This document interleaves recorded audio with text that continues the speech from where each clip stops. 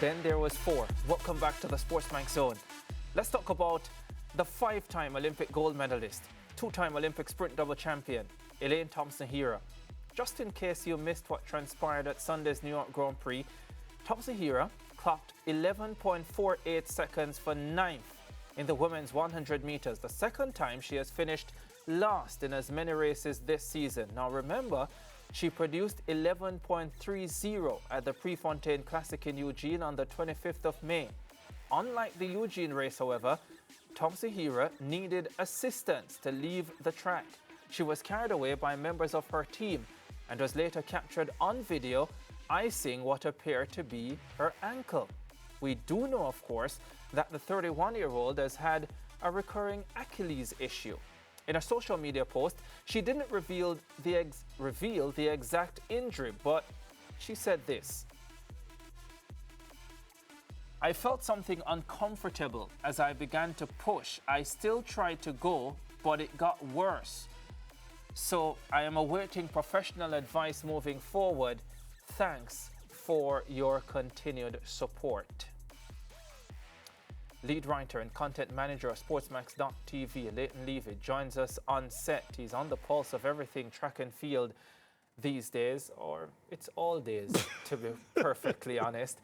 Leighton Levy, welcome to the SportsMax Zone. How are you doing? We had to bring you in studio today. That is how important this Elaine Thompson-Herah issue is. Absolutely, it's good to be back. I mean, I haven't been down here in a while, but you know that's by design. but no, but seriously though, it is an unfortunate situation, because of the timing of it, especially 2 weeks before the national championships. Yeah. For one of your big 3 to go down like this, and it might not even be the Achilles, because where we saw them icing, as we saw on Sunday, Ricardo, was they were icing the inner part of her ankle, which suggests it could be a different issue altogether, which then now brings us to the question, what is it exactly? Because if it's a muscular injury, maybe she can recover in 2 weeks before the national championships. However, if it's a tendon or ligament issue, that's a different dynamic altogether. Tendons and ligaments tend to heal a lot more slowly because blood doesn't flow to those areas as easily as it does tissue.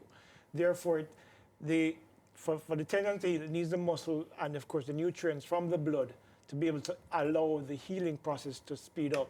With the tendons and ligaments, that doesn't happen very quickly at all. So you have to actually stimulate that and hope for the best. If it's a muscular injury, then maybe there's something positive that could happen for the national championships that starts on the 27th of June. Yeah. But right now, we don't know. I don't think she even knows unless she has already seen an expert that can actually, diagnose what the issue is. But it is, whatever it is, it seems serious, because they had to literally lift her off the track after her race, which is not a good sign. It never is a good sign. Yeah, based on what you saw on Sunday, and based on everything that you have just explained, and take into account what you saw at the Prefontaine Classic, let us say Elaine Thompson-Herah is able to turn up at the national championships. Based on everything you have seen, do you think she will have it in her to make this Jamaica team for the Olympic Games? Right now it looks dicey, because why?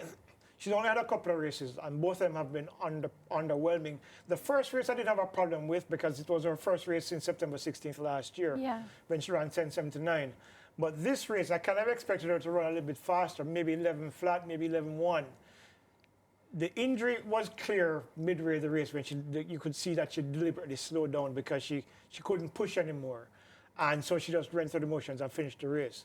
But so the fact is that now that injury has occurred, training is going to be on hold for at least maybe a week if it's a muscular injury. And then for her to recover in time in another week to go to the national championships, I wouldn't expect much from her in 2 weeks on the 27th of June, when the preliminary rounds of the 100-meter begin at the national championship. So right now it doesn't look good. I hope I'm wrong, because I know there are many out there who think I hate her for some reason. I actually wish that she'd be able to recover in time and make this team, because as a two-time Olympic champion, a double Olympic champion, you don't want to go out by not being able to go to the Olympics and not be able to defend your title. You want to be there, at least bow out, maybe in the preliminary round or the second round, but at least you had an opportunity. Without her making the national team, there's no chance of her getting into Paris to be able to do that, and that would be very unfortunate. Yeah. And the timing of the injury, Leighton, because it's just, you spoke about so close to championships, and then it's a year where, you know, a lot of people are expecting her to continue writing history. A Paris Olympics, and even saying it makes me cringe a bit, a Paris Olympics without an Elaine Thompson-Herah. It sounds wrong. Especially as a two-time defending champion for both the 100 and 200, obviously it's going to be, as I said before, you need your defending champion to be there. You need to be knocked off your perch, not be able to go there and then to be knocked off. So it's unfortunate. I think, look, this been a difficult year for Jamaica's big three athletes. We haven't seen Shelley-Ann Fraser-Pryce so far this season. Elaine hasn't looked particularly convincing, and neither has Shericka Jackson. So the big three, and then of course we had word today that the next fastest Jamaican in the last couple of years, Brianna Liston, is not coming to the national championship. But the fastest this year. And the fastest Jamaican this year, yes. So it's not been a good year for Jamaica's sprinters, female sprinters especially. Well, primarily it's female sprinters. So it kind of brings a dark pall over national championships coming up, where the anticipation was for these big clashes to happen. Big clashes will happen, but they're not going to be the world-class clashes that we've become used to over the past few years, especially. Or at least not the world-class performers. Not the same performance necessarily, but that doesn't mean the performances won't be world-class. Yeah, well, because we've been spoiled in Jamaica for the last 20 years, especially, where we've seen championship times 10-7s and 10-8s, well, 10-7s primarily, yes, for the global championships among the women. This year, that might not be the case. So, and of course, you know, Jamaicans are spoiled, so they probably expect something extraordinary when it might not happen for the national championships. Yeah, a lot of Elaine Thompson-Herah fans, Leighton, have been troubled over the past season and a half because of her issues, injury and coaching issues and so on. Late last year, when the story came through that she was going to Ronaldo Walcott's camp, a lot of Elaine fans became encouraged because the feeling was that she has sorted out her coaching issues and she now has a coach who is highly respected and knows how to produce world-class performances from their athletes. But this latest event on Sunday pretty much mirrors how things have been for Elaine for some time now. It's hard to get into her mind to think about what she's feeling at the moment, but spare a thought for her fans as well, because we were all getting encouraged in recent months that her coaching issues had been settled and she was ready now to resuscitate her career. So this latest development is shattering, isn't it? It has to be. I mean, for everybody involved here, we're looking at probably one of the greatest female sprinters of all time, but one who has not had the best of luck when it comes to injury. In fact, the last 3 years have been particularly challenging for Elaine Thompson-Herah, because since she left MVP, that big brouhaha that happened back after the Olympics in Tokyo, she's won Olympic, she has not, well, this is the Olympic cycle. She's won the double at the Commonwealth Games and the World Championship bronze. She hasn't performed at the level where many of us expected her to be over the past 3 years. This is just the latest blow to what is now a tanking career for the last 3 years, primarily because of what happened in 2021, when she ran 10:54, Olympic record 10:61, the sprint double at the Olympic Games, to become the first woman to win the sprint double at consecutive Olympic Games. The last 3 years have been particularly challenging for Elaine Thompson-Herah. So her fans obviously expecting great things, because traditionally we haven't seen her do well at the World Championships. I mean, 2015, she was in that battle with Daphne Skippers that she finished second in that electrifying 200 meters. But since that time, she hasn't really done anything significant at World Championships. So given that she missed the World Championships last year was nothing new to her fans. But the Olympic Games is where she usually brings her best. Yeah. This time, that might not be the situation, because she might not even be there. Yeah, Leighton, here's a potentially challenging one for you, because I have been thinking about this for the last 24 hours. Shelly-Ann Fraser-Pryce didn't compete until the national championships in 2023. At the end of the year, she did an interview with you where she admitted that the reason she did not compete more and earlier was because she was having injury issues.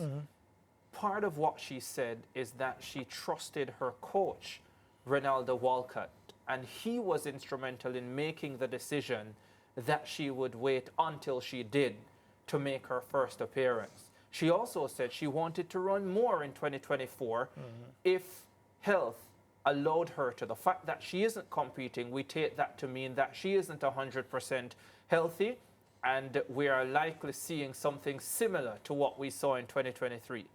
But Elaine Thompson-Herah and Shelly-Ann Fraser-Pryce now have the same coach. Does it puzzle you?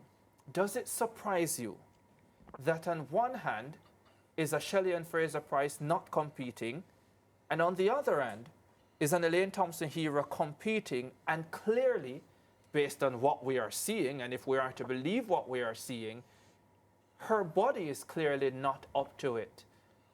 But it's the same coach. Yeah, well, I think the circumstances are different. I think for Shelly-Ann Fraser-Pryce, as my friend Hubert Lawrence would say, the threads off of that tire are wearing thin. I mean, 15 years of high-quality competition, wear and tear will eventually take its toll on Shelly-Ann Fraser-Pryce's body. Yes. Elaine Thompson-Herah is 5 years younger. But I'm saying, based on what we've seen from Elaine Thompson-Herah, I would think that given what we've seen, 11:30, 11:48 putting up, that she doesn't seem to be in any state to be competing either. Maybe she wants so to. why is one decision on one end and a different decision for two athletes who are, as far as I'm concerned, in similar states physically at I this guess it's stage? based on what the athletes want to. Maybe Elaine wants to try. And as I was going to finish the point by saying that Elaine's circumstances are different in that her injury situation is a lot more consistent than Shelly's. I mean, Shelly has been healthy for most of her career, much of her career. Elaine's situation has been a lot different. Since that Achilles issue came up a few years ago, even when she ran in 2015, when she ran 21.5 and came second at the World Championship, she still had that issue. It was a matter of managing it, and I think we were hearing, well, initially we had heard that she was training well at Elite Performance. And then we started hearing a little bit about niggles and so on. So I think that there's probably circumstances that were beyond her coach to be able to control or manage. The difference with her being at MVP is that they had longer experience with those injuries. So they had probably more experience in how to manage those injuries. Walcott, not necessarily, because he's probably just dealing with it for the first time this year. So the experience that she was coming out of from MVP compared to what she has now could be a significant difference in how those injuries manifest and how they're managed going forward. So that probably is the case. I tell you what, we'll be following this one quite closely. Well, today, the SportsMax Zone begins its build-up to the 2024 Paris Olympic Games. Each day, until the 25th of July, we'll have a special piece surrounding the Olympics. At the start of the week, you can look out for Memory Mondays with Kimani O'Sullivan. Today, he has a four-time Olympian, Jamaica's Juliet Cuthbert-Flynn, who caught sprint double silver at the 1992 Barcelona Games.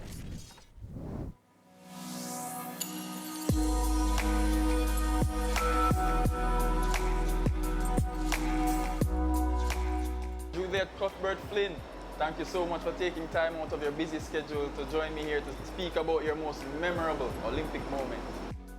Thanks for having me. Yeah, let's get to the meat of the matter then. Oh, definitely. First of all, I had to be here. It's an Olympic year, and I think everybody's excited because a lot of people have been playing possum and we don't know what's going to happen.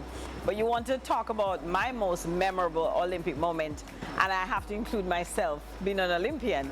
I have to say that Barcelona 1992 has to be the most memorable moment for me because I was able to get on that podium not once, but twice. I was the underdog. Nobody was really talking about Juliet and that I was going to even get on the podium. the most I possibly could have gotten, they thought was 4th or 5th.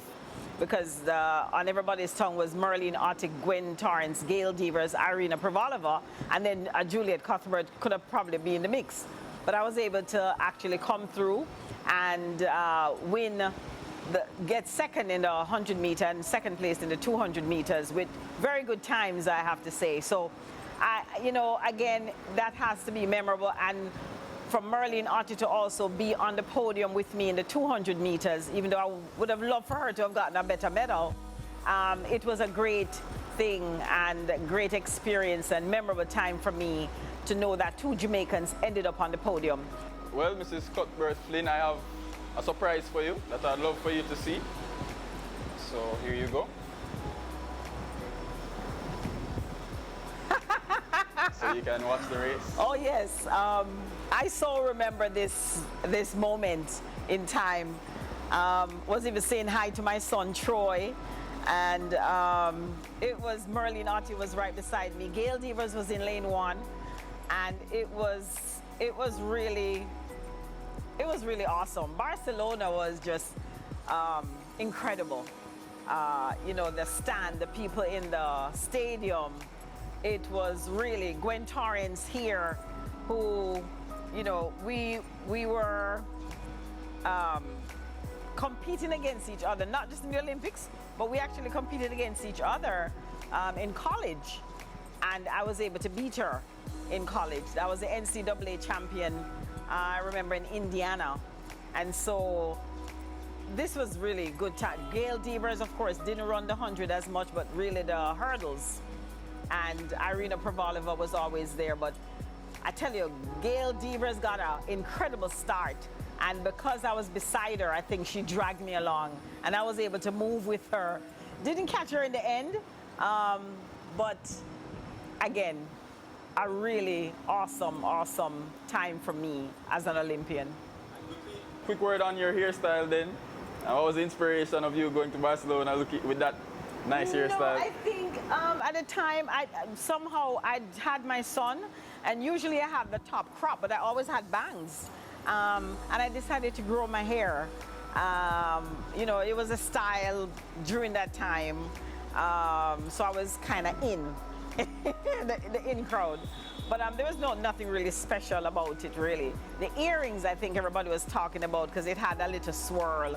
And they were talking about my earrings, which I lost after the Olympic Games, actually. But yeah, it was a great moment for me.